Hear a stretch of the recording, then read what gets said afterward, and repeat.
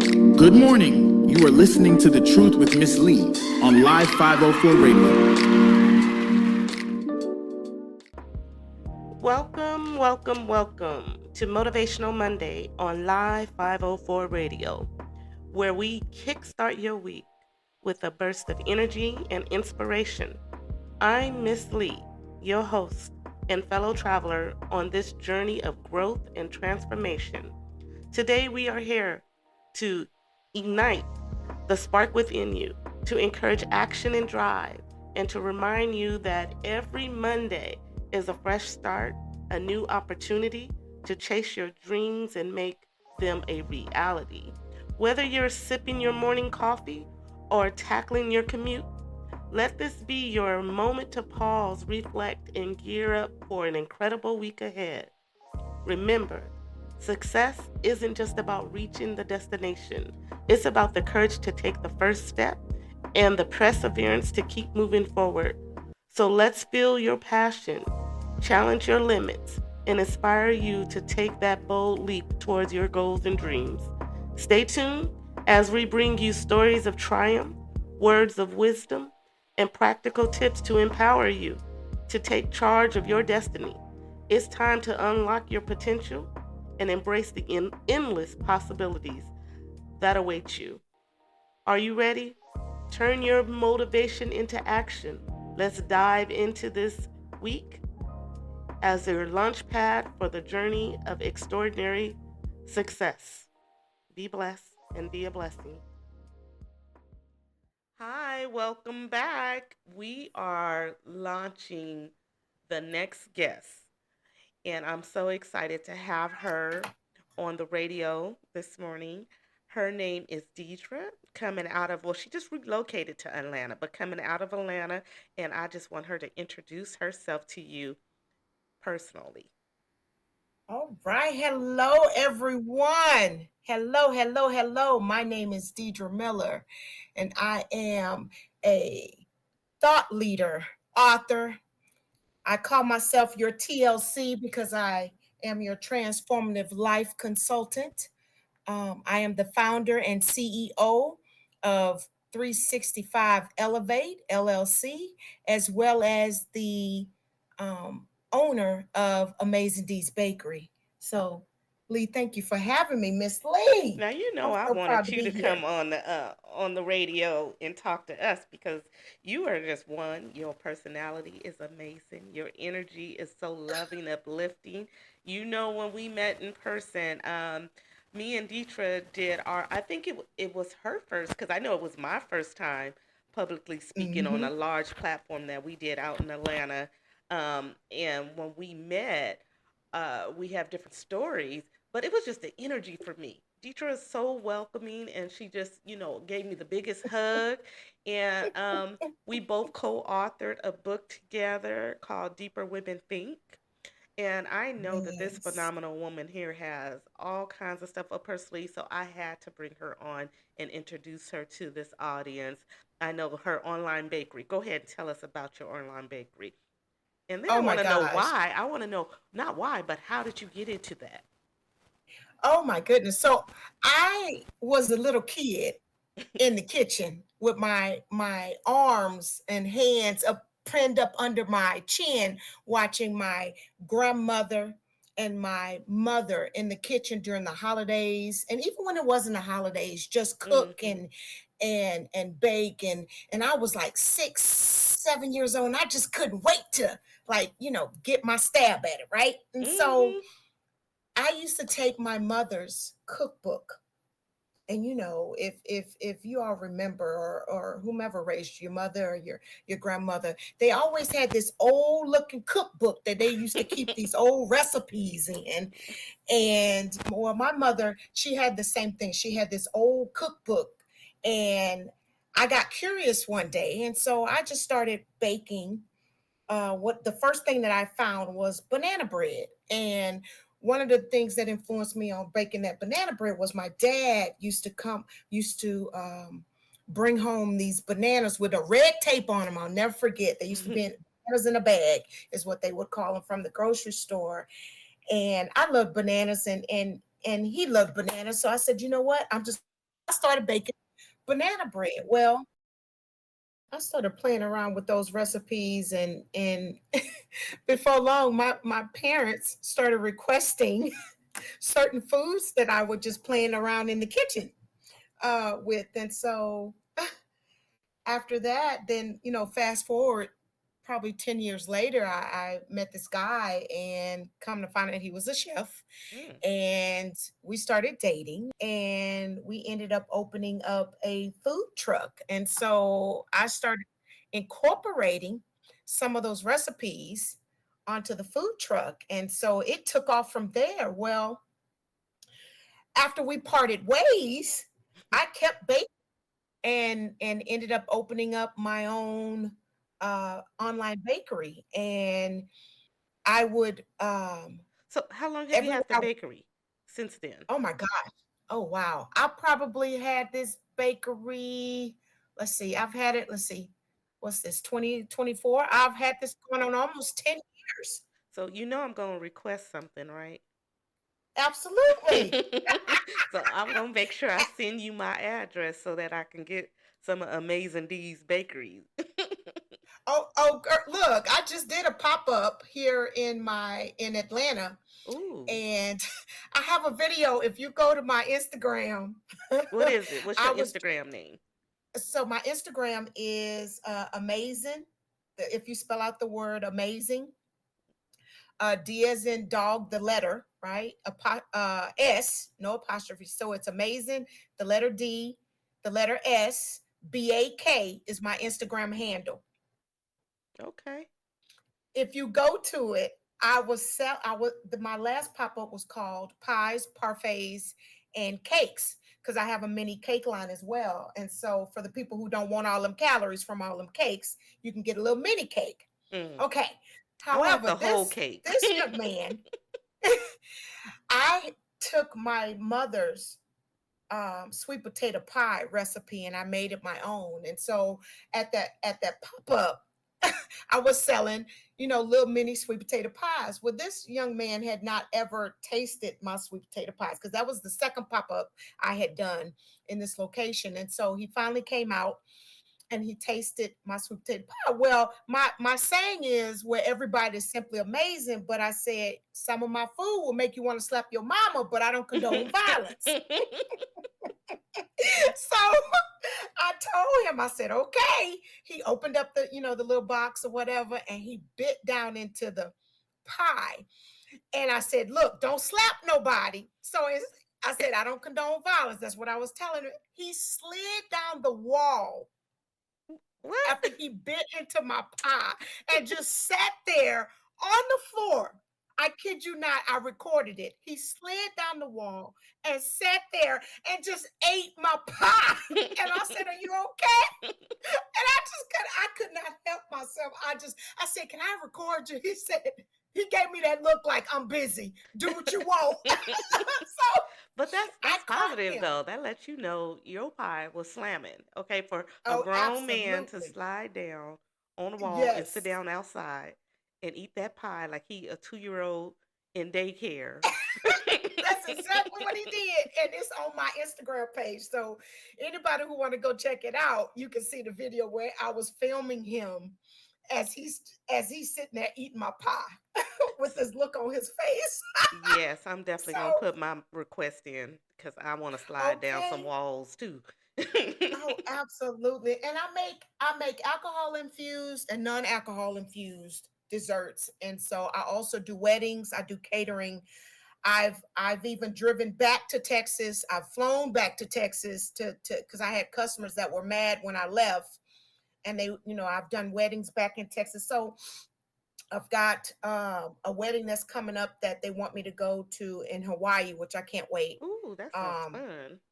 yeah, so I'm just waiting. He was like, "Can you do what you just did here in Hawaii?" I was like, "All I need is a oven, Mhm. the ingredients, and a bowl and a hand mixer or a big mixer, depending on how many people we're gonna feed, and a couple of hands to help me serve." I He know said, that's "Okay." right. Okay. Mm-hmm. But here's the Mm-hmm. amazing thing about Amazing D. Not only is Yes. she a fabulous baker, she also is an author. who just released her first book. And go ahead and tell me the title of that, the new I book you just, and when did. did it I come out? I just released my first book in October, and it's called My Spiritual Food. Mm, Jumpstart your healing with spiritual harmony. Now, I must say, my I love to bake, but my true passion is being of service and empowering people across this world to uplift, empower, and inspire people across this world. And so I wrote this book because even though I am a transformative life coach, I've gone through some things, and mm-hmm. my tools that I've used to get me through my dark days is I started journaling. And what I did was I took those tools that got me through my dark days to replenish my spiritual cup, and I put it in a book. Mm, And this book was created for when your spirit feels malnourished. And so I'm a firm believer. And I always tell people that I come in contact with, or who I may coach or have a mentoring session, because I sit on the board of a charity called Collaborative Collections. We can get to that a little bit later. But okay. I always tell people that healing begins in the mind. So you It need to does. cultivate It does. a inner spiritual real estate for new beginnings, You better say new all that. starts. I love Okay, that. new seeds that need to be planted. Look, Mm-hmm. people tell me, do you have a preacher in your family? And I was like, no, I don't. But when you get to talking about how to be a better person today than you were yesterday, that's when my passion truly, truly comes out, because I want to help.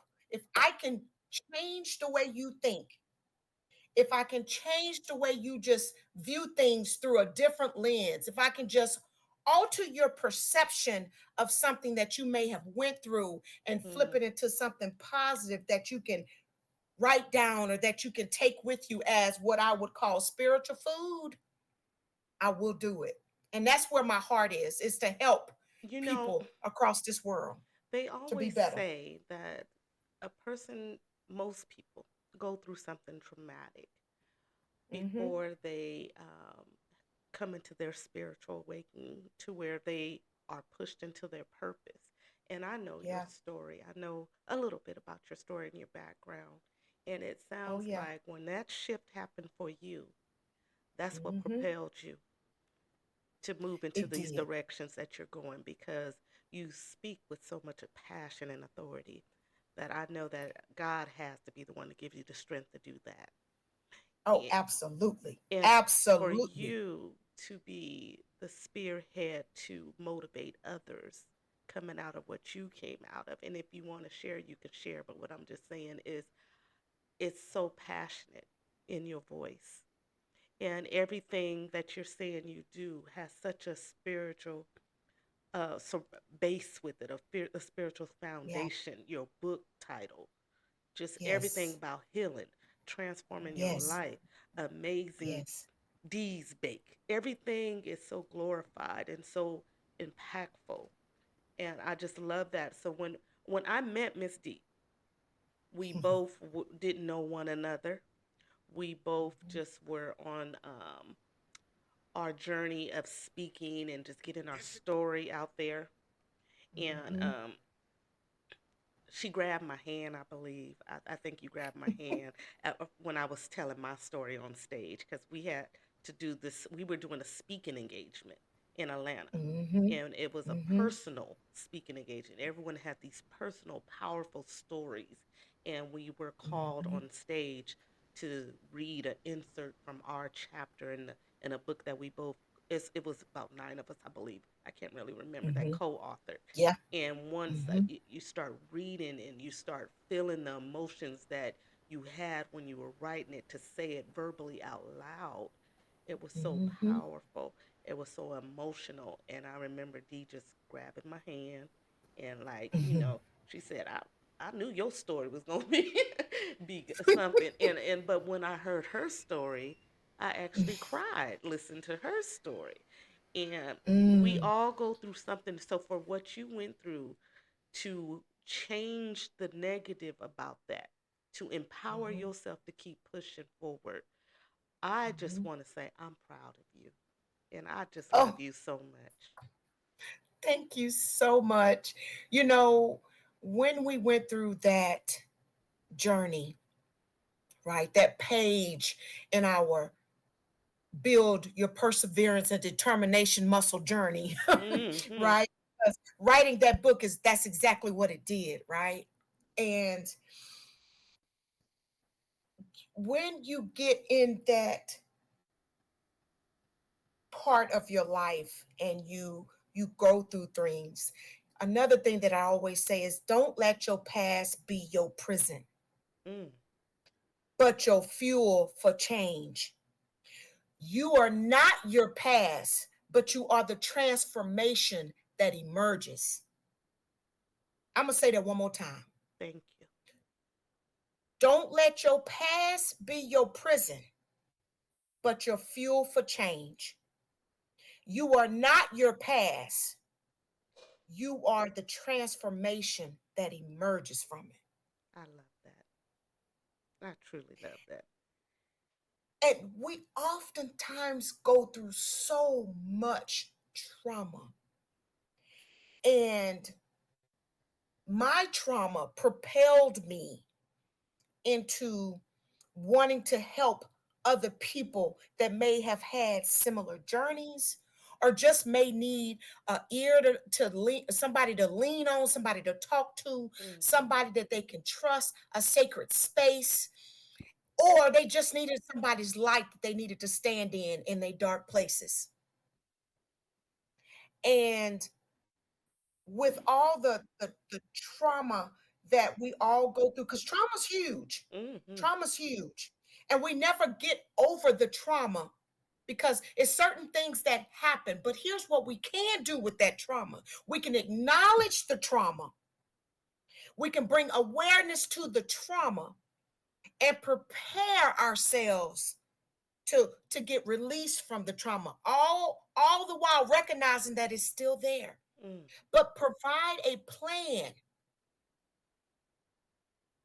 of life in order for us to move forward so that we don't stay stagnated and still be that 6-year-old, that 16-year-old, that 20-year-old, that 30-year-old, even 40 or 50-year-old woman still stuck Or that mother in the or that trauma and the father. pain Mm-hmm. that it brings. Because if you don't do what you're saying, you will just relive the trauma and it will all be for nothing. So You it will, will be mm-hmm, just you carrying that burden and that hurt with you day yeah, in and day out.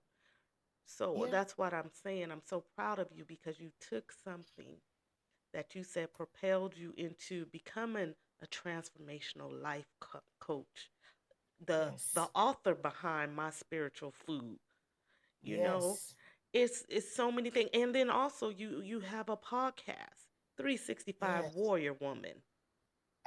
Now absolutely. you know that sounds powerful. She said one whole year she's a warrior woman all year long. Absolutely. And Absolutely. You're fighting for something yeah, every yes. day. Yes, you know, but you're not just a fighter, you're a warrior. There's a difference in that. Absolutely. There's I a put on difference that in that. whole armor of God, Mhm. whole armor of God every day because in this space of trying to help other people, right? You're going to run across. I also tell people on my podcast too, for every level, there's different devils, right? So Ooh, you also have to not only, you know, pour out into people, you also got to cover yourself. you And better also say in that that. covering Mhm. yourself, you also have to take time to replenish your cup. Oftentimes we pour and pour and pour into other people and we forget how to replenish our cup. We forget how to refuel ourselves. We Mm-hmm. forget how to take time out for ourselves, right? And so all of that is a part of healing. All of that is a part of how do I continue to be a beacon of light? How do I continue to be God's vessel to spread love and light across this world? Because Lord knows we need it. We We do. need every bit of it. We need every bit of it. And so if I shine my light on someone and they're in their dark places, and then their light began to shine, then their light shine, and then their light can help somebody, and then that person's light can help, and then it spreads like a wild weed, right? And Mm. so that is my ultimate goal. That is my ultimate calling, is to help heal one person at a time. Just one person at a time. Do If I you can help them on their journey, one person at a time, I'll count me in. Count me in. do you know how amazing that is for you to actually know your purpose, and then for you to intentionally set your life on a path to continue expanding your purpose? Do you know how amazing that is? You know what? Hearing you say it, I'm actually thinking about it. Because It, if you just it think of forces me to think life, about it. if you Mhm. right, right, but if you just think about life in general and all the people you come across and all the the different pathways people take, you Mhm. rarely see people living in their purpose. They don't even know. I think I said this on another show. They don't even, half the people don't even know their purpose.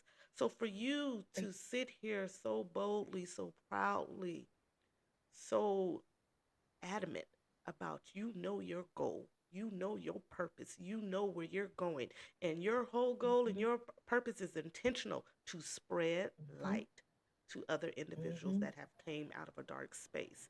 You already know Mhm. your foundation. So you went through what you went through so that you can touch so many other souls, and that is Exactly. intentional living. It is. And walking in your truth and understanding Walking in that your truth. that's a gift from God. It really is. It really That's a is. gift from God that I didn't even know was in me. I've always been someone to help other people. I've all even in my family. I was the I've got two older sisters, and if I look back, I was the foundation between the two Mhm. sisters. Mhm. I was always the one trying to be the peacekeeper. I was always the one trying to flip things from negative to positive, because I'm 51 years old and I thank God for those 51 years. But in those 51 years, what I've learned is you got to be thankful and grateful. Mhm. I'm going to say it again, thankful and grateful that you can even wake up and get out of bed in the morning or breathe the air, because somebody didn't do that.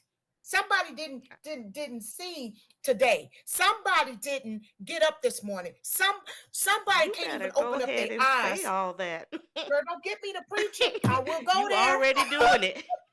You I'm telling already you, doing it. you have to be grateful for the small things and be present. Be present in the moment right now, that you're even able to hear the sound of my voice, or that you're even able to look up at the sunshine and let it shine and hit your face, that you're able to see the clouds, or even feel the raindrops fall on your skin, or just your feet touch the ground. you, Just the small things, you the just provided some smallest life things. lessons for some people. You know that, right? You know that. Look, that's And why it's. Whew, catch your I breath. got chills. I, those are my signs when I know I'm saying what I'm supposed to say. I I get those thank God same that He chills. chose. Yes, I love that I, feeling. I It's confirmation. thank God He chose a wretch like me to be Mm. His vessel. Because there is, I don't know if you can hear, but behind all of this passion and smile, there's a journey. I don't look like my story. Mm. If you saw me in person, or if you go to my Facebook page, I don't look like my story, because I done been to hell and back and You then back again. better say that. We gonna talk about your podcast, Oh, 365 Warrior. Yes, How you 365. mentioned Wonder earlier, Woman. how many episodes are you into your podcast? Next Wednesday will be episode 33. 33. And how often do you broadcast your podcast? I try to do it every Wednesday at 7:30 p.m. Eastern Standard Time on Facebook Live. I'm getting ready to start branching out to YouTube and posting the videos of the past episodes. Mm, Um, mm-hmm. I'll tell you how it started. Yes. Um, let me just tell you this. Everything is in divine order. Mm-hmm. Everything is in divine order. I'll tell you, after I wrote that book, and the way that the book even came about was I was going through something. God placed me on divine pause. I always call it the 3Ds: divine pause, divine order, and divine timing, right? And so he placed me on a pause because the environment I was in was literally making me physically and mentally sick Mm. in my body, in my mind. And I wasn't showing up like Deidre usually show up. It was making me so sick that he said, okay, boop, I'm gonna need you to sit down. I'm gonna need you to sit down. And this time I'm gonna sit you down for real, for real. I'm taking you out the game. I'm taking you out the game.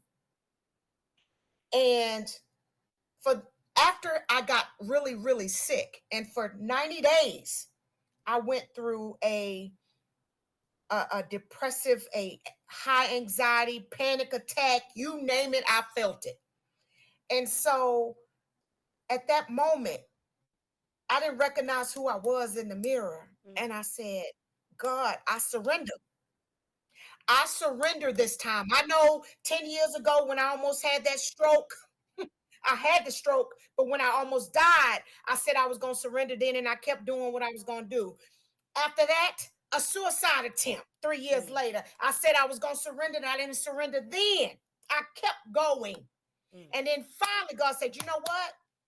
This your last try. I'm going to sit you down. I'm taking you out the game because clearly you haven't got the message. Mm. So 3 months went by, and I finally got on my knees and I said, God, I surrender wholeheartedly. I said, I know what I said a couple of years ago, and I know what I said 10 years ago. I know what I said 6, so on and so forth. And I said, I surrender whatever you have me to do. I will do whatever it is. I will do it. He said, okay, I need you to write. I need you to stay tuned. I said, okay. So I've always wanted to, I kept saying, even after we wrote the book, I said I wanted to find an avenue to get the words that he downloads in me, the spiritual words that he downloads in me, that I need to get out there and I need to share it. I need to spread the love. I need to spread the light. And so I said, okay, I'm gonna start a podcast. Well, you know, when you say you're gonna do something, you don't always go right to it, right? You make up every single excuse you can find to not do it because you let fear take over. A false emotion of appearing real take over. And I talk about that a lot. Fear will block all your blessings It most certainly will if you allow it to. if Well, you what I allow it did was I took fear and put it in my pocket and said, I'm going to do this regardless. to. I said, fear, I recognize that you're there. But guess what? I'm going to do this anyhow. That's what the old people used to say, anyhow. I don't even know if that's a word in the Webster Dictionary, but I'm saying it tonight. We understand what you're saying. So I said, well, God, I don't have a recording studio. I don't have a mic. He said, I don't care. Just do it. Just get on. Just do it. I said, well, God, I don't have this, and he said, today is the day. And that just happened to be a Wednesday. Mm. And it was the second week I think second week in January on a Wednesday. And I said, you know what? I'm just going to do it. And I went live, scared to death. Didn't really know what I was going to talk about. Didn't really know what I was going to say. I didn't know anything. I said, you know what? I'm just going to tell my story. It's always scary, especially telling your story, especially Oh, yeah. telling your story on an open platform. Oh, yeah. Trying doing things new. I've had a couple of people since this radio show state that I'm brave, and you know, was I afraid to do this? Of course, every time I get on here. Of Yeah. course, we don't know what's going to be received by the audience. So I don't know what the interviewees are going to say. I Yeah. have a little background about them. I don't know if it's going to be dead air on the sound Right. waves, or if they're going to say Right. something motivational, or if they're going Right. to go totally left. You never know. Yeah. I don't even know once we record this if Yeah. anybody is going to listen to it. Yeah. We Yeah. Yeah. just don't know. So fear is the number one dream killer. It most And certainly I is. was afraid to get on that stage and speak.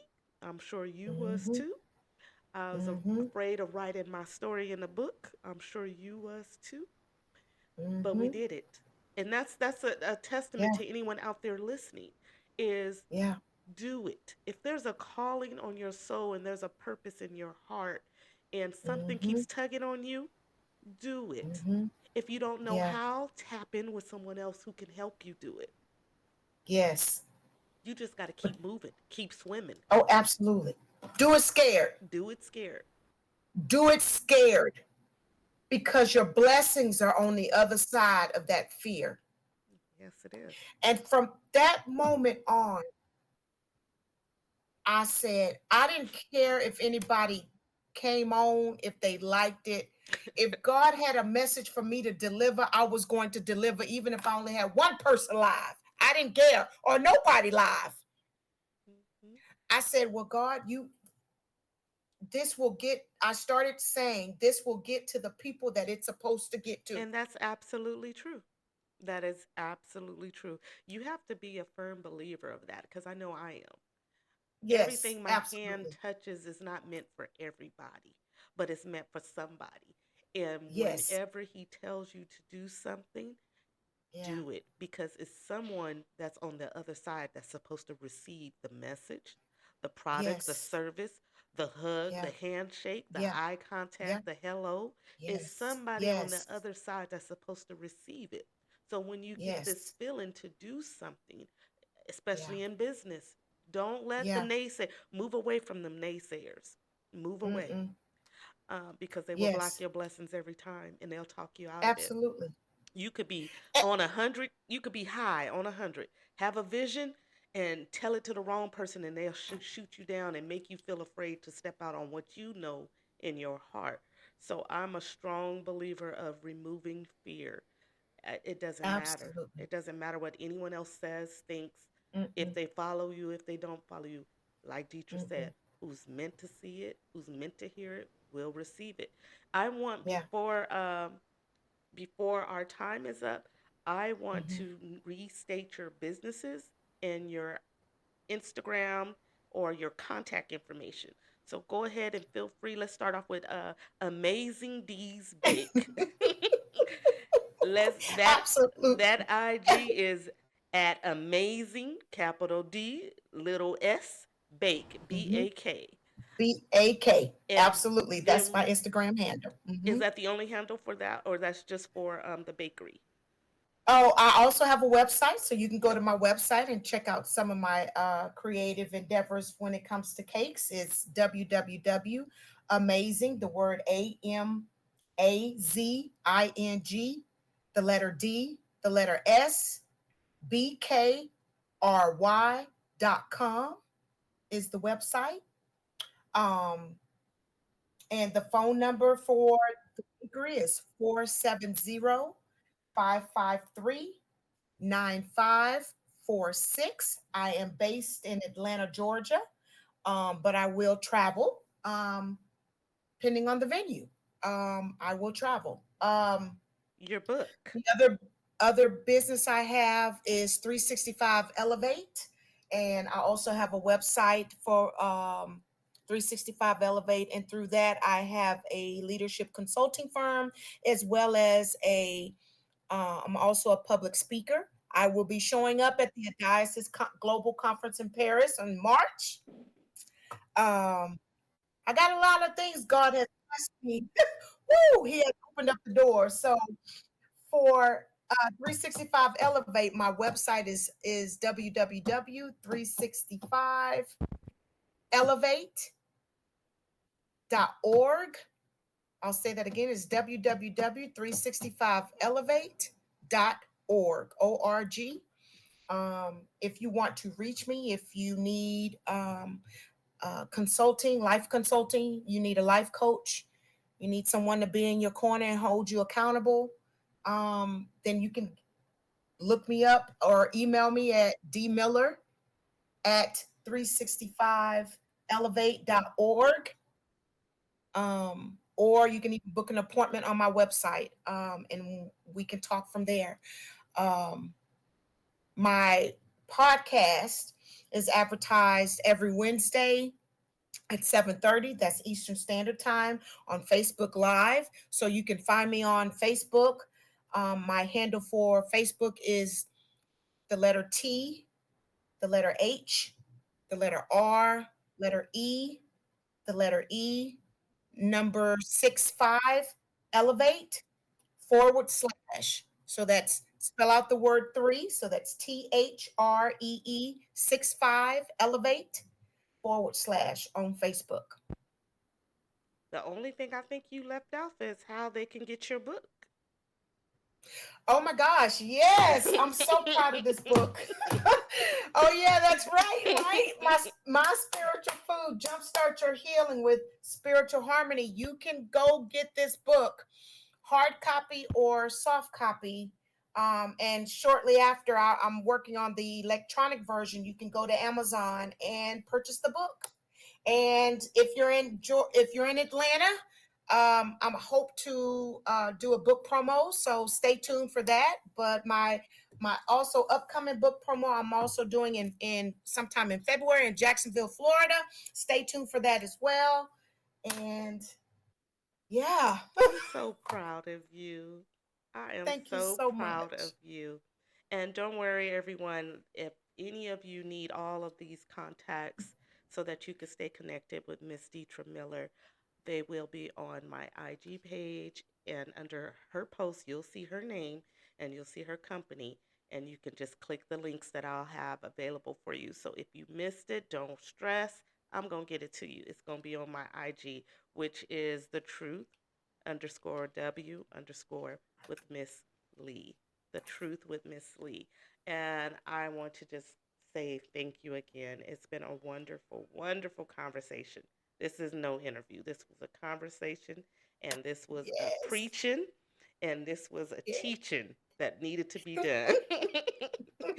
And Can I I just say appreciate. before we Yes, go? yes. Can I just say before I am too proud of you as well.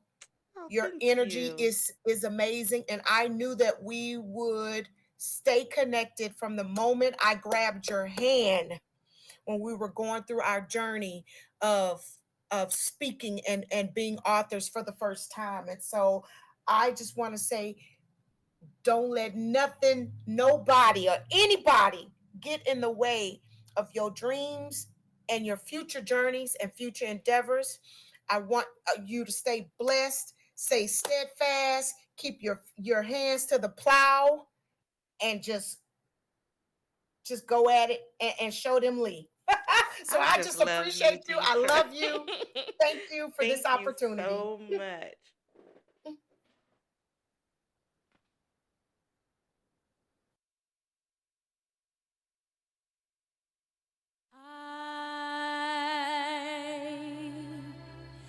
I can remember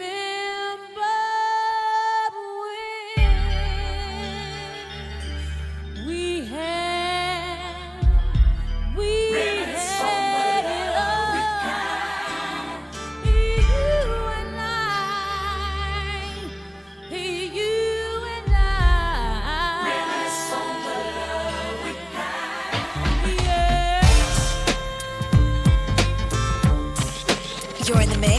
DJ Afrosia.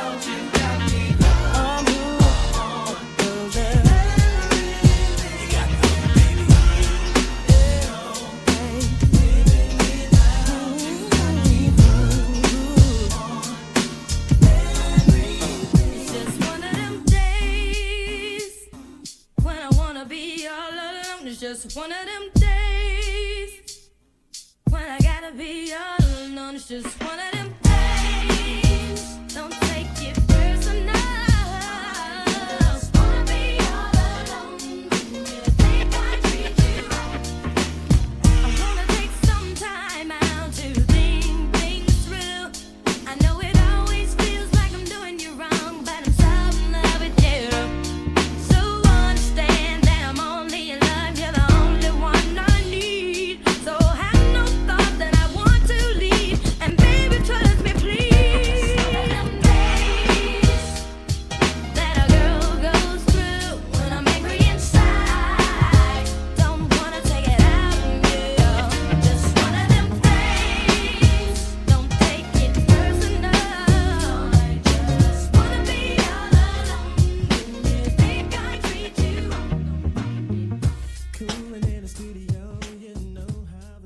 Welcome and good morning.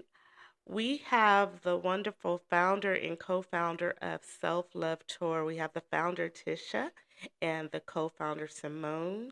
And I would like to welcome them to the radio show so that we can talk about their tour of self-love and their individual businesses. Welcome, ladies. Thank you, Lee. Hi, thank you Thanks for for having having us. us. Thank you guys for joining. I know I just want to share a little background. They gave me my first opportunity at a speaking engagement. So I'm so grateful for them. I really wanted to invite them back on, not back on, I wanted to invite them on the radio so that they can share the purpose of the Self Love Tour because I thought it was such a wonderful, empowering event. How did that come about, your Self Love Tour? Let's just start with Tisha. I actually went to a speaking engagement with Symone to show her support. And we went to North Carolina, and she had spoke at that event. So as I'm sitting there and I'm watching her speak, and like my wheels start turning. So on the way back home on the plane, I had my notebook and my pen, and stuff just start coming to me. So I'm writing it down. So when I got home, I think probably the next couple of days, I contacted Simone and said, "Hey, what do you think about this? Like, we should do a self love tour for these women." And so she was on board with it. I kind of gave her some of my ideas on what it will possibly look like. And we basically just from there. And we've had a couple of tours. We've then been to California, to Vegas, to Maryland, Atlanta, um, and Dallas. That is amazing. What would be the start? What triggered you at that speaking engagement to make you want to do this self love tour? For me, I felt that um, women, we always take the back burner on a lot of things, and Hmm. we start losing our identity in any type of relationship we're in, whether it's a marriage, a girlfriend, a boyfriend relationship, even as a mother. Hmm. And I just feel like we have to learn how to put us first, because we become everything else for everyone else, that we lose ourselves in the mix.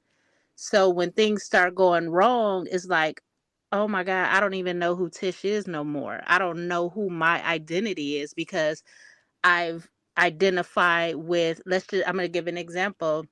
Like when you get married to having a husband, you become his wife, his accountant, his counselor, having his kids. And it's like you, Tish, takes the back burner, on that type of stuff. So I just felt like um, we needed to get that back for our women. What about you, Simone? Did you feel the same? What triggered you or made you resonate with Tisha's plan of the self love tour? Well, I had already been teaching and hosting self love events within my own business, Beauty of Self Love, and also my other I don't really post it anymore, but it's called the Transparent Conversations, where I would have groups of women come out and we would discuss things that are, triggering us and giving us trauma and things that it's having a hard time healing from, things that, women are just don't know who they are outside of being a mom. I had a lot of mothers there. And even though I'm not a mother myself, I was able to resonate with just being able to be isolated, just feeling that isolation and not knowing who you are, what you want to do, and not having that peace behind someone else or being with someone else and things like that. So I was already doing that kind of thing. So it kind of just went hand in hand when she did bring up the offer for me. That's amazing that the whole identity, your identity being attached to someone else. Because I did a speaking engagement at in Atlanta, and that was one of the segments of my speech was identifying yourself outside of a role, because every single person defaults to a role in life, and we become that role as if that is who we are, but technically you're not. You're just morphing into something that someone else identifies you as, like your mother, your job, your business owner, you're this, Absolutely. you're that, you're and trying to have self identity outside of that. to me was actually a big part of self healing too, as you said, Symone. So it's how long have you guys been doing, or you ladies, I'm sorry, have been doing the whole self love tour?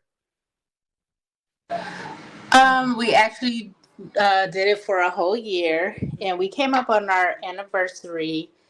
Our anniversary would have been April, but we wanted to kind of hold off on that and um, do something big and ask some of the speakers to come back. So we did have to put it on hold when we were going to have it, but it will be something coming up because we had some amazing women, Yes, including you did. yourself. Oh, well, And thank you. also, Symone talks as well at these engagements that we have. So um, I can't wait to, you know, I thought it was very what's next. empowering because to hear the different women that were speaking and their stories, their life stories, and how they developed and they grew from it, it was very empowering. It was so nurturing. And I saw just from Instagram different events that you ladies held for the Self Love Tour. And I saw like the mirror effect and I saw different women. And it was like almost some women were having an amazing breakthrough at some of your events. Well, that's that take that I took from it. How do you? Yes, yes, and that was, it is solely the purpose, because we have a lot of women that have many stories of what it has done for them and what steps they were able to take for themselves to better their lives and make changes for themselves. So I'm excited to just bring some of those ladies back and hear their stories because I already know bits and pieces, but I want to hear it all. Well, yeah, because some of them probably grew and took off from there and started doing other things because that's empowering. When you give someone the mic and they're able to free themselves of stuff that they probably don't even tell their best friend, their family, and they're able to speak it out loud, and they're able to get some type of confirmation that they're not alone with dealing with their feelings, their emotions, or whatever events they're dealing with. It's very empowering. So I'm sure that once they spoke, it empowered them to do something else. It motivated them to do something else. So to bring them back would be an amazing testimony to what you ladies have created. Right. Thank you so much. I appreciate that. Where are you guys Um, out of? Where are you coming from? Where do you? Because I heard you said you flew to Atlanta and Dallas and all these areas, but where are you stationed at? so Simone and I are both from California, and we have migrated. I know Simone was living in Las Vegas at first and have transitioned to Texas, where I am. I transitioned here about 2 years ago. So, yeah, we do get on flights to Oh, empower these women. oh, okay. So you're coming out of Texas now. That is lovely. Yes, ma'am. Yes, ma'am. And how have you guys hosted any events in Texas yet? You did say a Dallas one. We did do a Dallas one in October of 2023, and we had amazing women come out. One of which is actually stationed in Texas. Her name is Nia Renee. She's absolutely great too. So definitely some memorable people for me to just remember off the top of my head. I'll say that. Outside of the self love tour, do you ladies have other businesses that you would like to share with us? Yes, I have my business. It's called Smashing. I'm mostly known for the body butter. I mean, I'm sorry, the shea butter. I do both body and shea butter, but more of the body butter. And sometimes I dabble in soaps, but I leave that part to Simone. Yes, yes. And I have Beauty is Self Love. I make inclusive candles and skincare. Specifically, turmeric and sea moss skincare is the main focus. And then, as far as the candles, they're sensual type of candles. And are you guys local available online? or on Instagram or any type of social media platforms? I know these are two separate businesses, so instead of saying you guys, I just want to say, Symone, where is your Beauty is Self Love candles and skincare? Where can we purchase that if we wanted to buy it? Currently, the website is, I took it down for me to focus on the move, but you can find me on Instagram. That's beauty underscore self love. And then when the website is back up, you can still locate that at beautyisselflove.com. Okay. And you, Tisha? I'm sorry, my mic. No. So on Instagram is Smashing Essentials, and for my email is Smashing. Oh, I'm sorry. I got so many emails going on. It's smashing0820 at gmail.com. Okay. Any upcoming events? It's funny you asked that because I've had a couple of ladies reach out to me wanting to know when is the next self love tour. So I was kind of mentioning it to Symone as well, looking at some dates in January. So I'm still trying to figure that part out. Well, we are still trying to figure that part out to see if it's going to be in January or February. But we would definitely let you know that. Please do, Um, because I'm going to post everything that you ladies are saying so that people can stay in contact with you and we can follow your journey. Because I truly enjoy, no, I don't enjoy, I love what you ladies are doing. And I love the whole thought process behind it. I love the whole point of, because I think I said that in one of my speeches, like self love, people take that very lightly. Because you're like, oh, self love, of course you love yourself, you know. And then you really think about it, you really don't. So, what you guys are doing is you're bringing out what people, especially in women, you're bringing it out in women, what they don't even know that they have in them. You know, when you're speaking and you're presenting, and then you guys do, I don't know, I want you people in the audience to understand when they put these events on, they have these wonderful boxes, gift boxes. Everything is so beautiful and cute, and it's just laid out. The venue is nice. The energy is beautiful.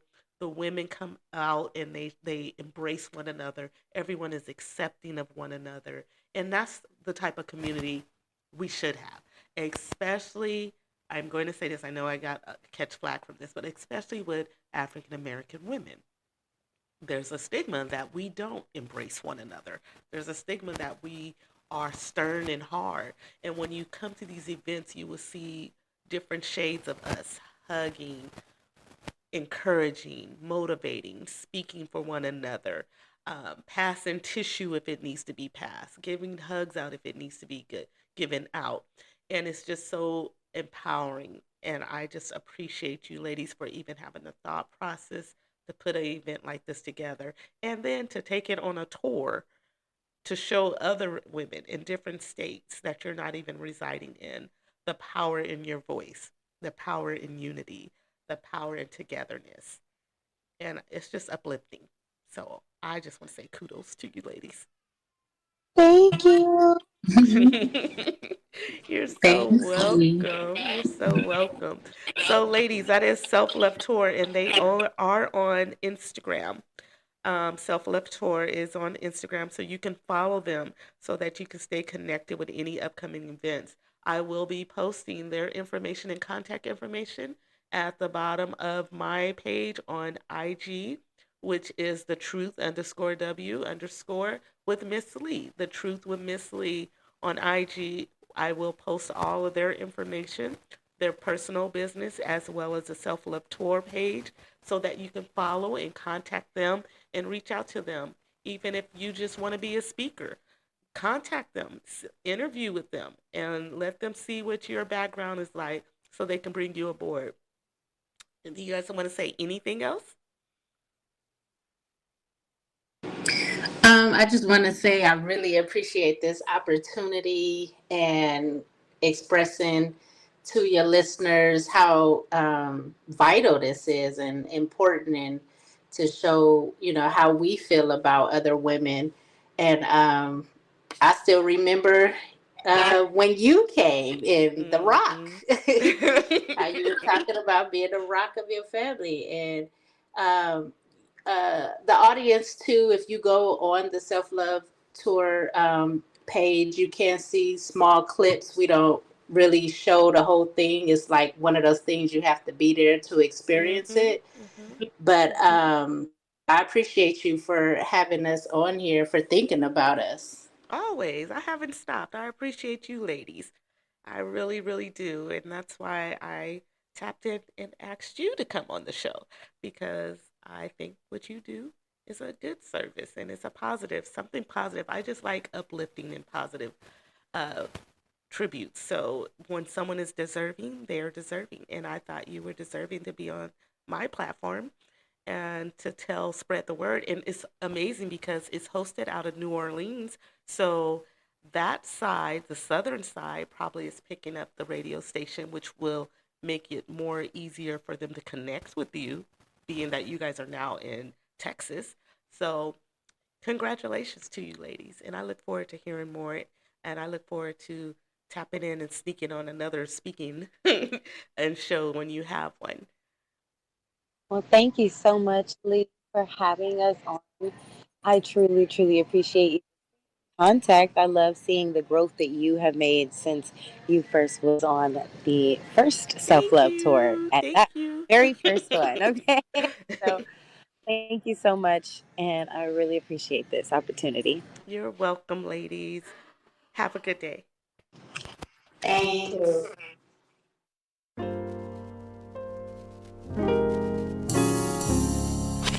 You're in the mix with DJ Afrosia.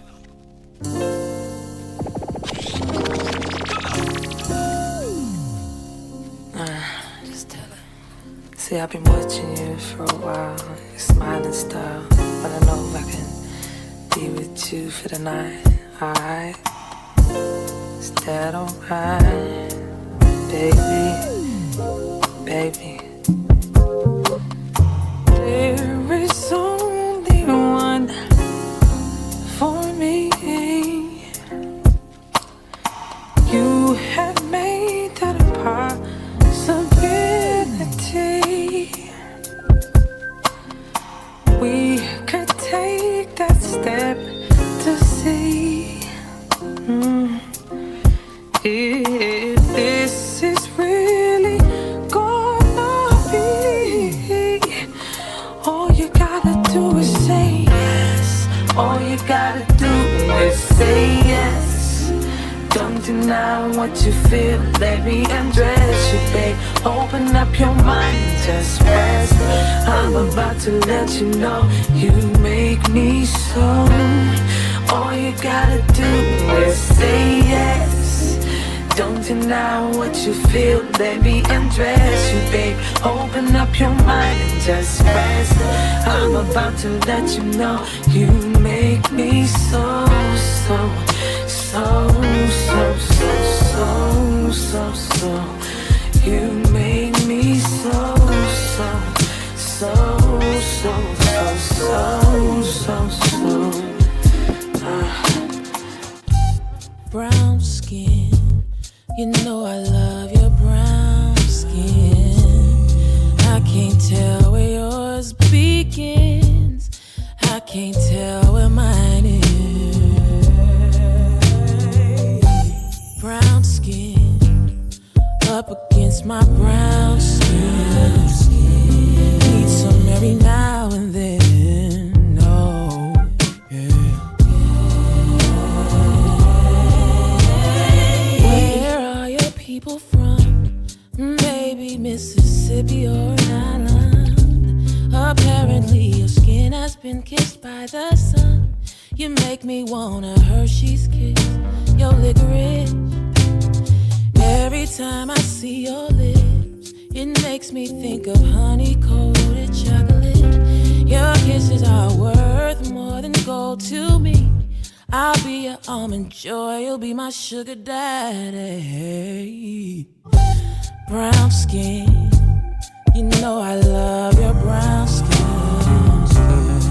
I can't tell where yours begins, I can't tell where mine ends. Brown skin, up against my brown skin. Need some every now and then.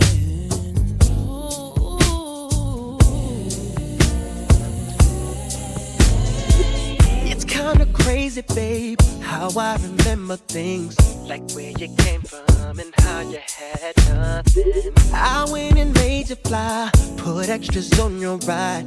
Didn't miss a birthday, now you can't even remember mine. You made it clear to me you wasn't down for me. Love made me blind, baby. But now I see you had things up your sleeve. Oh, don't even lie to me. I even heard it from your family. How could you let somebody lay where I lay? How could you give him everything that we made? How could you call him all the names that you used to call me? How could you just forget about? How could you teach him all the things I taught you? How could you put him onto the ghetto promise you try? How could you put me in the back and give him the front seat? How could you just forget about me? Saying I'm sorry for leaving you, but I wanted to start my life brand new. I was going through changes and could not see that with you is where I wanna be. Nothing compares to you, and I heard from the pain that I put you through. Baby, I need you desperately, 'cause I gotta be. Anywhere you walk, it don't matter. Every second of the day I wanna be where you are. Anywhere you walk, it don't matter. Don't you ever take your love away. I wanna be anywhere you walk, it don't matter. I can't live without you, girl. I wanna be where you are.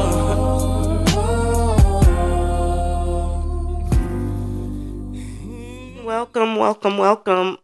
Our guest today is the inspiring couple, Terrence and Erica Brewster, and they're going to come on and share their story of marriage, infertility, overcoming infertility, and business, into Erica launching into her author career and releasing her books.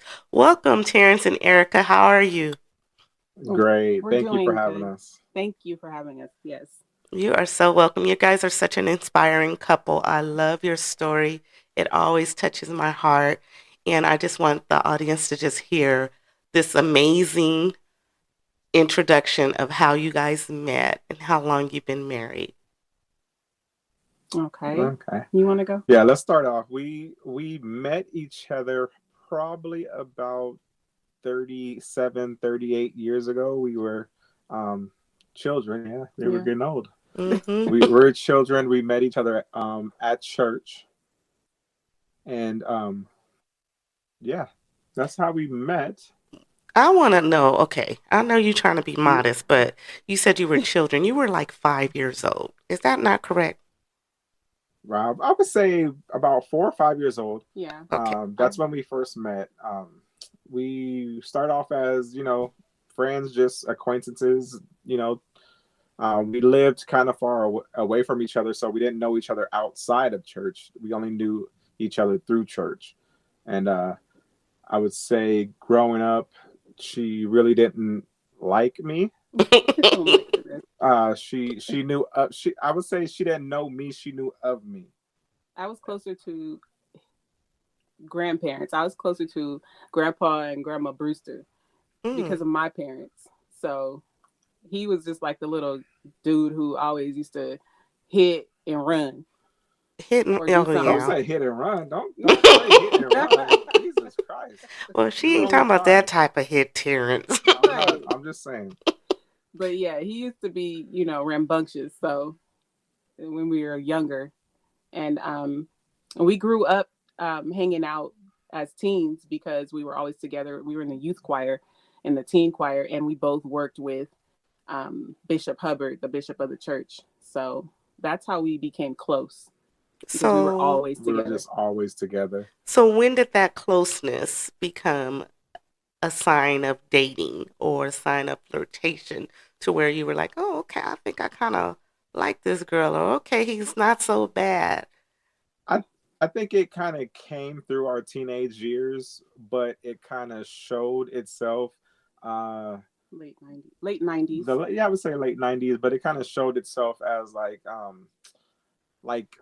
I would say more of a plain-ish type of liking, where as she said, I used to like hit her and then run, or Oh my I used to gosh. like talk bad about her and then but that was just puppy love. Like I That's don't want to tell the exactly girl what that that is. I like her, so I'm gonna tell her that I don't like her. You know what I mean? Like type stuff like that. Yeah, And then that's exactly what it it was. That was puppy love. That was like the little Mm-hmm. immaturity of how a boy Yes. likes a girl, but before you but get to the through it, box. yeah, but through it, it kind of gave us a sense of who each other was, because like we said, we kind of were closer together because we were working together, and it kind of gave her insight of like the girls I was dating are the girls I used to mess with, and gave me insight on her, the guys she messed with and dated, and we kind of had each other background before we actually introduced ourselves as liking each other. So, But I so would you go ahead. guys were dating other individuals, so you were friends, and you We would were, be able to discuss yes, other relationships with each other right then and there. of course, Oh, yeah. that's Definitely. She would cool. give me His advice. I gave her Yeah, advice. yeah, all the time. We were that's how, like I said, that's how we became close because we were always together. We were always talking about the future and about we were dating and what we liked and what we disliked, and that was before we even started to even like each other. We just became friends, and then we became like best friends, and then that's when it kind of flowed into a relationship.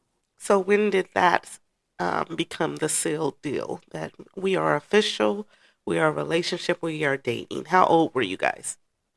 We were 19. I was 19, she was 20, and it was, now this is kind of the touching part right here. It was the night that my grandmother had passed away. Really? So I was dating another girl, and got the call that my grandmother was on her last. So we went over that house, and then Erica would just happen to have been there because she came with our bishop, our pastor of the church. So she was there. The girl that I was talking to wasn't there, and so when everything happened, and it wrapped up and we left my grandmother's house, we happened to leave together, me, Mm. Erica, and our bishop. And we dropped our bishop off, and then it was just me and her. And then that's when we, really got to talk, and, all playing aside, serious conversation. And it was that night that I asked her if she would be my girlfriend, but I kind of still had a girlfriend, but yeah, it was over at that point. You know what I mean? Well, that's good. At least you didn't try it. And you know what's amazing about that though? You were very young. You were a very young man. So you didn't try to keep one in the back pocket and keep one going. No, Like you said, it was and she over knew at that about point. the That's yeah, good. she knew about the other girl. So No, but some Right, people it try was, to know about them and still keep them coming. I right. gotta, yeah. When did you guys get married? When was marriage? And how old were you? We were 20 and 21. Yeah, I so was it was just a 21. year later. It was like a Dang, year that was later. fast. See, it's amazing how you know. I think your soul truly knows when someone is for Oh, you. You don't need, definitely. yeah, you don't need all those 5 to 10 year time period. You knew. No, we knew, Yeah. and it was May of 2002, May Okay. 25th. So, Now you're a young married couple, very young actually. You said yeah, we 20 were and Really, young. really young. 22. Someone couldn't even buy alcohol if they wanted to. That was me. I couldn't. Yeah, she had to buy my she had to buy my liquor. Oh my gosh. When after all the fun and you're married and you get to travel and hang out with one another and the discussion of expanding the family starts, when did you guys realize that it potentially is of concern that we're not conceiving? I would say it was probably like a year after we had gotten married. We realized like, hey, like, you know, everyone else is having kids, but why are we not even getting, the pregnancy scare, I was having issues, female issues pretty bad actually. So we noticed that we weren't getting pregnant. We weren't using protection. We weren't trying to get pregnant, but we weren't, but I ended up going to the doctor because of the health issues, and they were like looking into it and asked if we had a pregnancy, and we told them no. And that's when they basically sent us to check, they looked into it, and they ran tests and found out that there was an issue, but they really didn't know what the issue was at that time. It wasn't until I think, so we found that out in like 2003, 2004. And then it wasn't until 2009 when we actually found out what the issue was. Right. Really?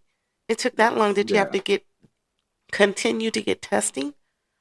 We did. We continued to get testing. We even did fertility treatments during that time, and nothing was working.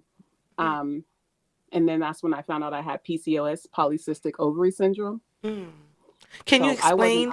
Can you explain what is that?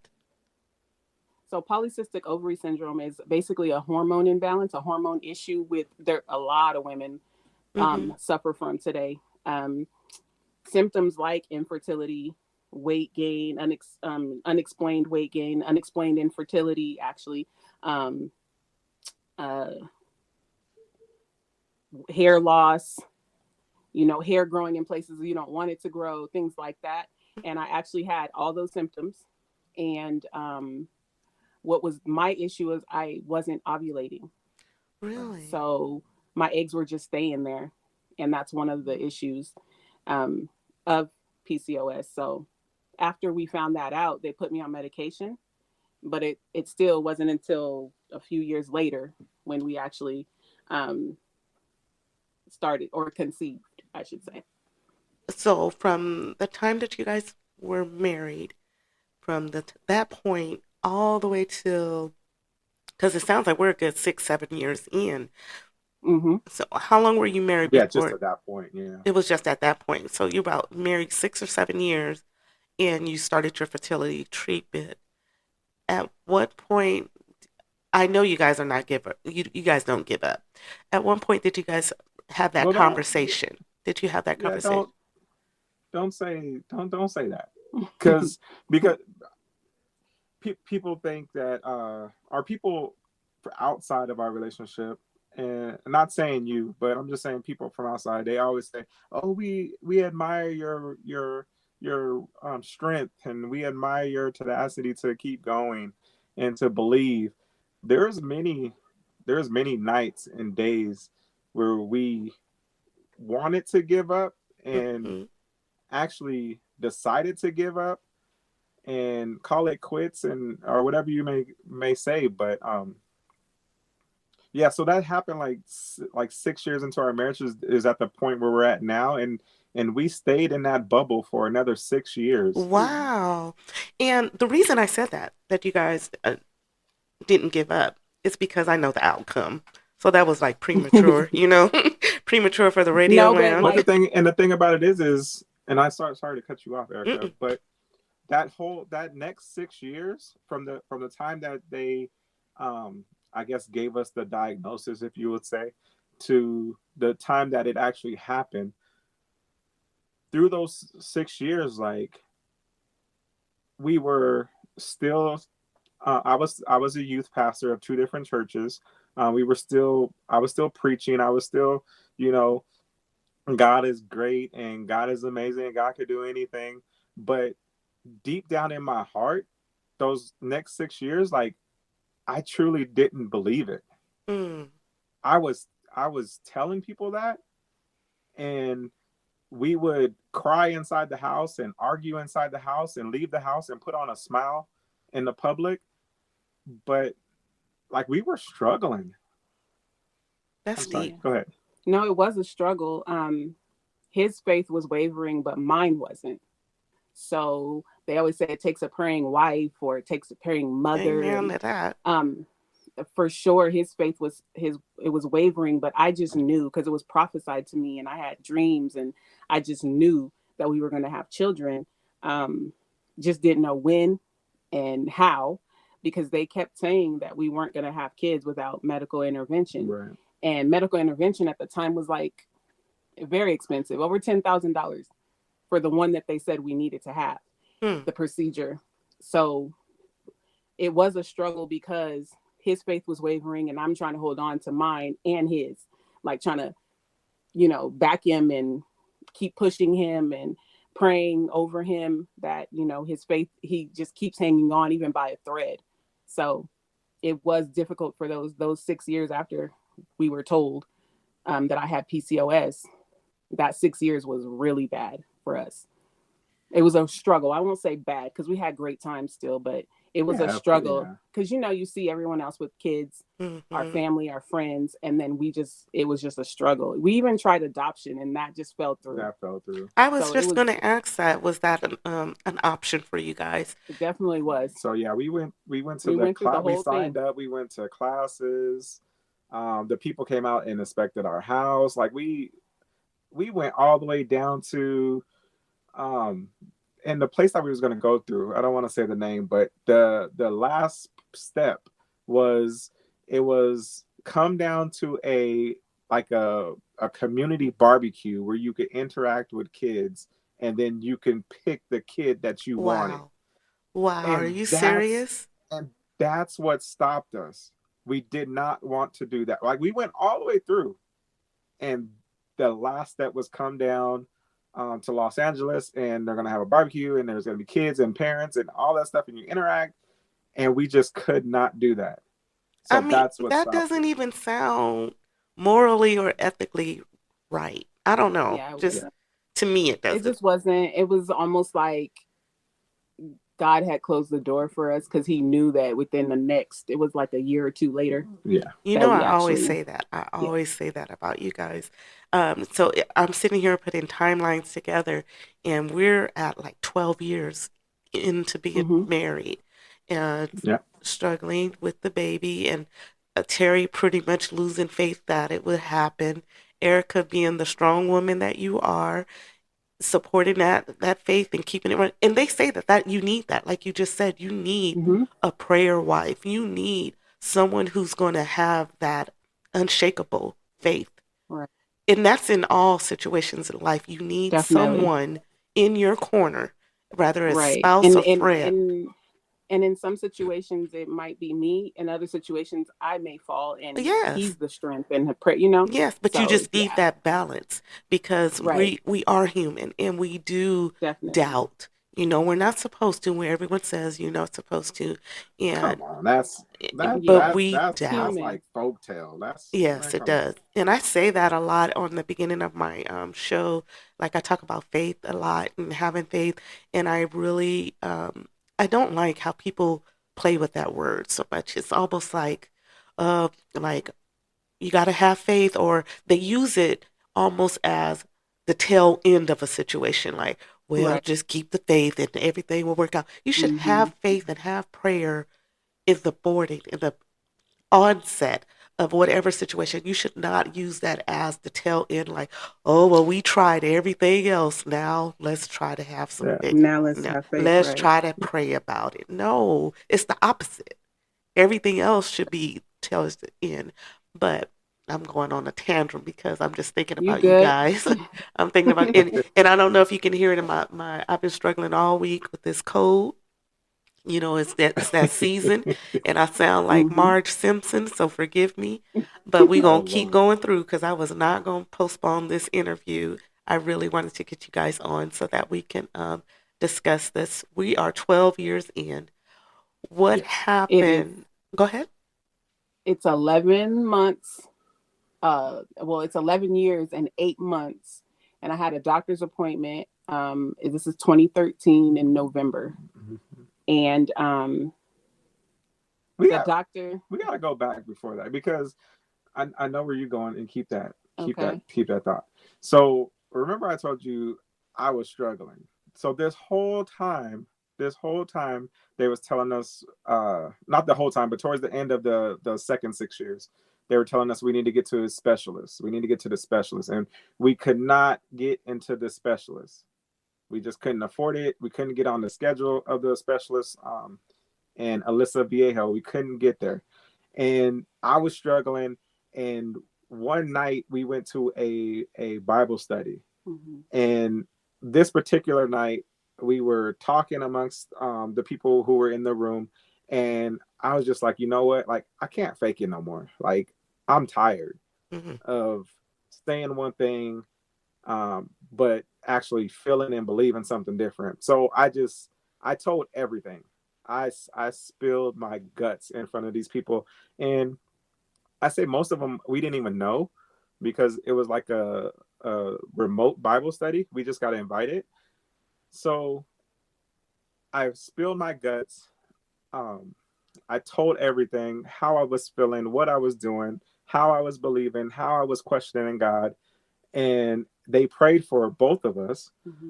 And so that was the 11 years, 7 months and like 3 weeks. So now Erica's going to go into 11 years and 8 months. All right. It's so amazing that you guys have this timeline down like this. Think of this timeline. So the week we had the Bible study, and I just like confessed, like, I am struggling, like out loud, publicly. And now the very next week, Erica's going to go into it. Okay, so I had a doctor's appointment, and this was going to be just for a checkup so that we could do an insemination. We were doing fertility treatments. And when I got in there, she was like, I don't think that you should do this. You guys really need to try and do an IVF. And that's when they create the sperm with our egg, or they create the embryo with our sperm, with the sperm and the egg. And that's what I was telling you, that cost $10,000 at the time. And we just couldn't do that. I was devastated, because she said my eggs were as of a 40-year-old. Wow. I'm 33 at the time. I was 33 at the time. And she said, we can go in there and try to find the best eggs we can. If you get pregnant, it's not even a guarantee you will carry the whole 9 months. So that was just the best option. So after I left that appointment, I was crying, bawling. I couldn't even leave the parking lot. And I called Terrence, and he just was like, don't worry about it. Don't worry about it. So I got off the phone with him, and then I just cried out to God. And I told him, even if you choose not to give us children, I'm still going to believe. I'm still going to hold on. I'm still going to have faith in you. And I was comforted right after that. And Terrence got on the phone and changed our insurance. And God just opened doors. We had the money. We got an appointment with the specialist, and everything was good.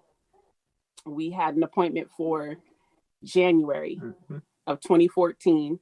We went into that appointment. Our faith was on high. We just knew. We finally got into the specialist. We was on cloud nine. We knew this was about to happen. So we have that appointment. Everything goes well. He's mentioned, like, the only way we're gonna conceive is by medical intervention. He tells us that. How many people he helped. And we were just like, okay, we were still on high. We already knew God was going to do this. He had opened these doors. I get home the next day. They want me to start this medication, and I started. Before I started, it says to take a pregnancy test, and they told me I didn't have to do that, because it was like, we already know you're not pregnant. So, but if you would like to, you can. So I had one left, and I took it, and it was positive already, before treatments, before anything. So the next day after day after seeing the specialist, where the specialist told us the only way we was going to conceive was medical intervention and him helping, and how good he was. And I'm not saying he wasn't good. He has helped a lot of people, and that's what made our faith so much stronger. in Him. In Him. I was going to To say in help us. Him. In But I Him want to to help know us. how long, because I know you guys know these timelines, how long after Terrence you vocalized your dismay, your concern, your heart, your weary soul before individuals that pray for you? How long after Erica you was like, Terrence may feel like this, but I feel like God, no matter what, this is going to happen? Because you guys both said you had like this spiritual, like, I'm just vulnerable to you, Lord. This is how I feel. I'm tired of faking it. This is how I feel. And after that time period, you guys said that you changed the insurance and everything started happening. But how long was that between your breaking So point spiritually? it was 1 week. It was 1 week. 1 week. We had that Bible study. Mm-hmm. The next week I started making all changes. So there was a gentleman at my job who told me about the specialist and what insurance you had to carry for them to cover most of it. So the insurance that we had wouldn't cover it. So that's why it was so much. So that week we had the Bible study. The very next week I started changing my insurance because it's November, so it's open enrollment. You could start making changes to your insurance policies at work and don't have to take any penalties. Look at that So we started timeline. making the changes, and then at the end of December is when we started making appointments, because in January 1st is when the new insurance kicks in and you can start using it. So we started making the appointments January, and that was November, making the changes in December, made the appointment. In January, the new insurance kicked in, and we were able to get on the specialist's calendar. On January 8th. In less than pretty much 30 days. Over 30 days, because it started in November. And the night before we went to the appointment, there was like a prayer circle over us, praying over us, praying that things would work out. At our church, and we were already pregnant. Look at when God. They were praying for us, we was already pregnant. Like before we even asked, she was already pregnant. Before we even asked for the, to be, we were asking for the appointment to go well, but we were already pregnant. But let me say this: during your time where you guys were discovering the concern about not potentially being able to have a baby and all this, you were doing so much. You were doing, I believe you had the Hope Walk. What was the Hope Walk? We were doing the Hope Walk. So the Hope Walk, because within this experience, we met a lot of people. I was about to say that, yes. Who were real quiet about it. And it was taboo still to speak on infertility and PCOS and all these different things. And so because we had brought our story out on social media the way we did, starting on MySpace, I met a lot of females that their husbands left them and stuff. So, I'm encouraging them. And that's how the Hope Walk came about. Walking for, it wasn't just for infertility, it was for child loss as well. Yes. Those who had lost a child, miscarriage, infant death. Just like we just were walking for hope, just walking to be encouraging for others and being an encouragement to others. And, it was a really good thing. We had the Hope Walk and we had a Hope concert. We had like two. Yeah. Yes. You had a Hope concert? We had a Hope concert. We had, I think we had 3 Hope Walks and we had 2 Hope concerts. That's amazing. Where is the Hope Walk still around, or it is? It isn't. We haven't had it for years. It's something that I have wanted to bring back, just because we have experienced some other loss, and I just believe that those walks were always inspiring. Yes, they are, especially when you're around like-minded people. Right. Now, we got the positive pregnancy test. I know you and Terrence is probably shocked. What happens next? So I got the positive pregnancy test. He comes home. I tell him we're still in disbelief, so we go to the hospital. Yeah, I called in sick the next day, and we had to go to the hospital. And I was so I wasn't even that far along. They couldn't believe that they could even see that the baby was there. So I think you were 3 weeks when we went to the hospital. They said she was It was 3 like weeks. usually you don't even know. Wow. You can't really see, but we seen our little bean. He was a little bean at the time, and after that, the pregnancy they said was going to be I was going to probably be on bed rest, and they were saying like it was going to be a very difficult pregnancy. I had 0 issues. It was a very, very good pregnancy. Amazing. And from that blessed, who came out? Michael. So, Sir Michael. Sir Michael Chance Our angel, for sure. Sir Michael. How old is Sir Michael now? Just turned 10. Yes. When's his birthday? August 28th. So it's 10 years after that amazing miracle. But it didn't stop there, did it, guys? No, it didn't. No, it didn't. And 3 months, 2 months after. It was like after I had Michael. Remember, I was like, I didn't want to be. They tell you to wait. Mm-hmm. So I waited. I think we waited like 3 months. It wasn't bad. And I found, but the next year is 2015 in March. I was supposed to go out with some friends for a birthday, and I just was feeling off. So I took a pregnancy test, and I was pregnant with my daughter. And it was just like a shock because we weren't expecting to get pregnant again. We actually were like, one is if all we're gonna get is one, that one is all we need. Like we were content. We were blessed. We were like, God showed himself. God he proved sure did. himself. He showed up, showed out. Yeah, he showed out, and he showed out again. Yes. And we had Allison that October 2015. And she's 9 now. Look at back to back, a 10 and 9. So you have back to back, 14 months exactly. That's amazing. That's amazing that you were even able, since they thought you couldn't even carry. Right. You would be bed rest. Right. They didn't think I was going to carry. For you to have 2 back to back. That's amazing. And really good pregnancies, and really good labors. Like I was blessed. And healthy kids. Very healthy. Vibrant. They're intelligent. I'm just so ecstatic about you guys. I love you guys so much. Your story is so empowering. Your relationship in itself, like you said, so many men were leaving their wives because they could not conceive. Your husband stayed, even though he was weary internally. He displayed his courage, his faith, and you stepped up and you pushed him where he fell short. And that right there in itself is what relationships and marriages should be about. That's what they should look like. That's how they should feel. Even through your darkest time, you should have your person there beside you to support you. And I love that about you guys. Yeah, you argue. I mean, that's human nature. Right. It's a way of conversing, I guess, sometimes. Unless you converse like my parents. Oh my goodness. Oh, that lovely couple. That beautiful couple.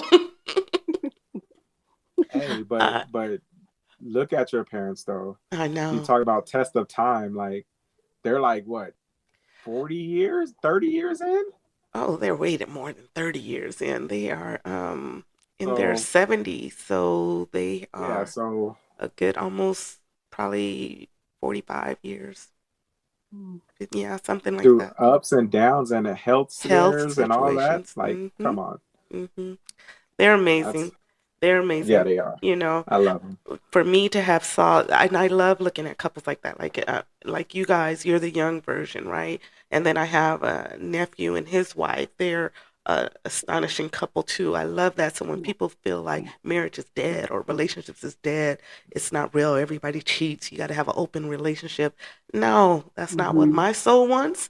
That's not what I feel. And then I look at you guys and it's like confirmation that we can still have this type of relationship.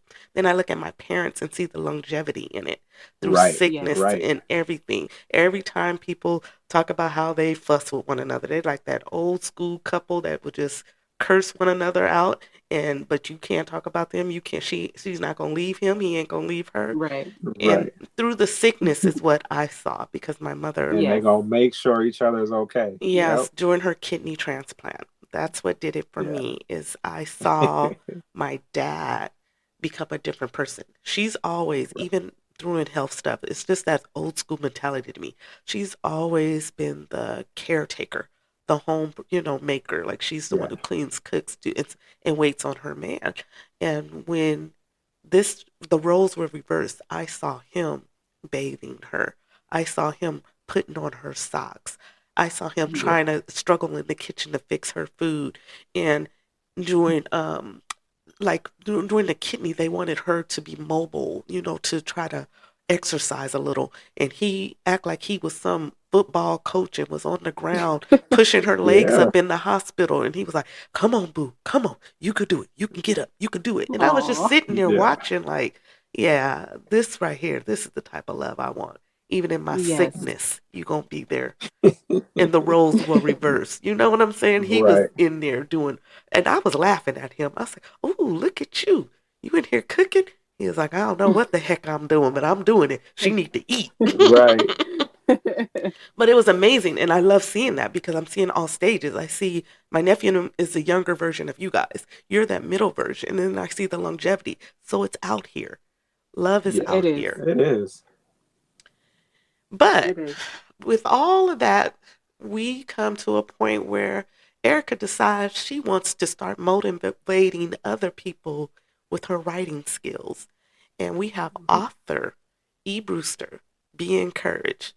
Tell me about that. How many books you got out here? I have 2 books, devotional / self encouragement. Um, I've always been an encourager since I was like a little girl. I've always, I would used to write little letters to people and sneak it to them because I'm not really, um, I'm more of an introvert. So because of that, I don't really like speaking in public and doing things like that. But if I see hurt or if I know someone's hurting, I used to just like write letters and, pass it off to them. And um, it turned out that I wrote 2 books and now, just trying to encourage. I just want to encourage the world. I always say that. I just want to encourage the world. When social media happened for me, it was like a blessing because I was able to put it out there on Mm-hmm. MySpace and then Facebook and Instagram and all these different avenues where I can encourage anybody that I want to. And I can just do it without seeing them face to face. Yeah, that's some people are So like that. You're stronger behind the computer, the paper, because some people, like you said, don't like to speak publicly and all of that. And I just have to say, I'm a witness to your encouragement and your motivation because you send me random texts and you don't even know. Sometimes I be needing that because, like, you're the encourager probably in your household, in your circle. That's me in my circle. So sometimes the motivator, the encourager, also needs encouragement, also needs motivation. So when you do that to me, it just touches my soul, it touches my heart. But I need for you to state the names of your books and how people can get them. my books are on Amazon. E. Brewster Says Be Encouraged. That's Encourage Yourself. And E. Brewster Says Be Encouraged. It's Building Faith. They're both on Amazon. You can just look up my name, E. Brewster, BREWSTER, Okay. and you can find them there. Is that also your IG and Facebook handle? Yes, you can just look up E. Brewster, and that's how you find me on Facebook and Instagram. Okay. Any future projects coming up? We both want to do a few projects. Me, I just want to motivate people who are, just everyday people. And I'm looking into starting a foundation or a nonprofit just called E. Brewster Says Be Encouraged. And I want to be intentional. So they have the saying random acts of kindness. Mm-hmm. Well, I want to do something where I'm being intentional. So intentional acts of kindness, E. Brewster's intentional acts of kindness. I want to be intentional about it. I want to go out and intentionally bless those who, just need it. There's people out here hurting. So that's what I just want to do. Gift cards and pay for kids' prom dresses, things like that. I love for like that. everyday working, there's everyday working people. I grew up in a household where both my parents had to work, and then we weren't rich. So we kind of struggled. I want to help others that are in that similar, with a similar situation. I agree with that. And it's amazing how you said that, especially like the prom dress giveaway. And I didn't realize until last year, something happened at one of the local high schools, and some of the kids couldn't afford their cap and gown. And I was like, Mm-hmm. dang, how can I donate? Because I still have cap and gowns. My kids still have their cap and gowns, and it's just Right. hanging in the closet doing nothing. And I was like, how can we donate? So that type of stuff, like you're saying, give people with prom dresses, gift these babies that are not able to get a simple cap and gown and may miss walking across the stage behind it, you know? Right. Uh, And kids who want to go on field trips, but yes. their parents can't afford the field trip. And, sometimes it's on, a couple of bucks, $20, $20, be intentional and, bless them. Yeah, and We can do it. So, we say that, but sometimes that 20 and $20 is yes, probably somebody's gas to get to it work that is. week, you Or know, food for or the house, food. if you don't, Hmm. so Hmm. just want to be intentional and So bless if those. you need any assistance with your nonprofit, I do have someone that can help you file that, if that is something that Um, you're interested in. yes, her name is Lethea Davis, I believe. Right. So I got somebody. Well, no, You. because no. Now, see, she didn't put the government name out there. This is the truth with Sorry. Miss Lee. We can bleep that out. We can bleep that out. But Definitely. nonprofit filing is different than what I do. Okay. But guess who does nonprofit filing? I am my sister's keeper. They do that. Okay. Kay and Tanya, they do nonprofit filings. So yes, I will definitely tap in with them and get that started. At least get the paperwork going, Great. Yes. and so that you can start collecting those donations. You don't need that to collect donations. People out here listening, E. Brewster on IG Mm-hmm. has a wonderful And on vision, Facebook. and on Facebook has a wonderful vision to assist people. Tap in with her. If you have resources, if you have anything that you feel she could use, tap in with her. Very, very motivational people, encouraging people, positive people. And you guys don't just speak it. I just want to tell you guys, you don't just speak it, you actually live it. And that speaks volumes.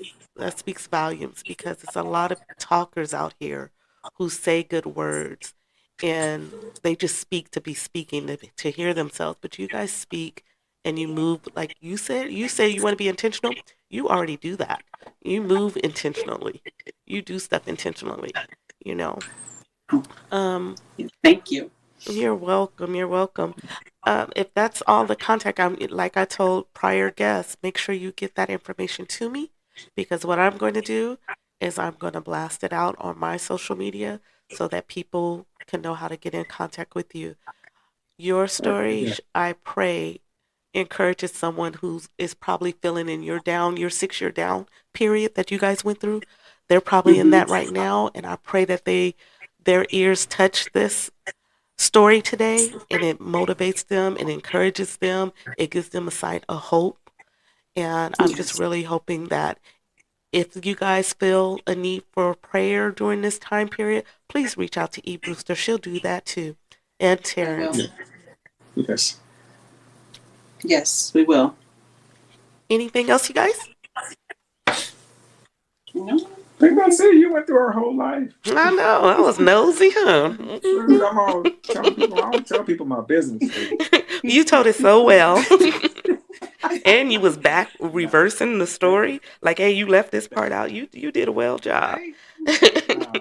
Thank I you, appreciate you guys so because we much. did we did run into a time where people that we thought was close, well, people that were close to us. I'm not gonna say thought they were close to us, but people that were close to us, they got tired of hearing our story.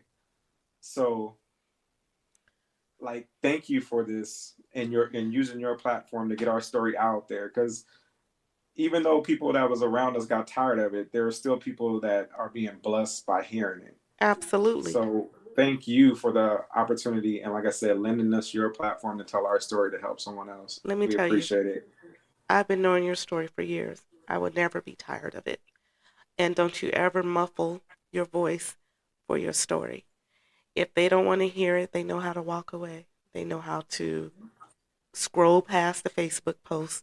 They know how to Right. get off of Instagram, because that's why we're given these testimonies. That's why we're given these trials, because they become testimonies for us to use them and tell them to the world, so other people can Right. hear them and other people can get strength from them. God didn't do all that for you guys, for y'all to sit back and zip your mouth Right. about it out of fear that someone's going to be upset that you're continually telling your story. It's a blessing. So, and it Right. needs to be said. Someone needs to hear it. Someone told me before about me and all my serial entrepreneurship businesses. They said something kind of in a negative tone about it, like, "Oh, what business are you starting today? You always doing something, and I'm gonna continue to always do something. So if you don't like it Right. on my Facebook or my Instagram, scroll away, because Lee is never gonna sit still. I don't know. I might make a plane tomorrow. Shoot, I don't know." Yep. But I'm grateful. I'm grateful to have you guys in my life. I'm grateful that I'm witnessed somebody be touched by God on such a magnitude that he touched you. So never stop telling your story. And on that note, I'm going to say thank you from the bottom of my heart. Continue to be a blessing. As I always say, be blessed and be a blessing. E. Brewster, Yes, ma'am. be encouraged. Yes. Thank you so much. You're welcome. Bye-bye. Bye. As we wrap up today's enlightening and heartfelt session, we extend our deepest gratitude to our wonderful guests. Terrence and Erica Brewster, I would like to say thank you for sharing your remarkable journey of faith, courage, and unwavering support of one another. Your story is a testament to the power of love and resilience. To Ms. Tisha and Ms. Symone, your passion for empowering women and promoting self-love is truly inspiring, and we are truly grateful for your dedication to uplifting others. And to you, Ms. Deitra Miller, your transformational work as a life coach and your commitment to spreading light with a purpose is nothing short of impactful. Thank you all for joining us and for the incredible work you do every day to inspire others to transform their lives. We are truly honored to have you here on the radio with us today. Be blessed and be a blessing. Thank you.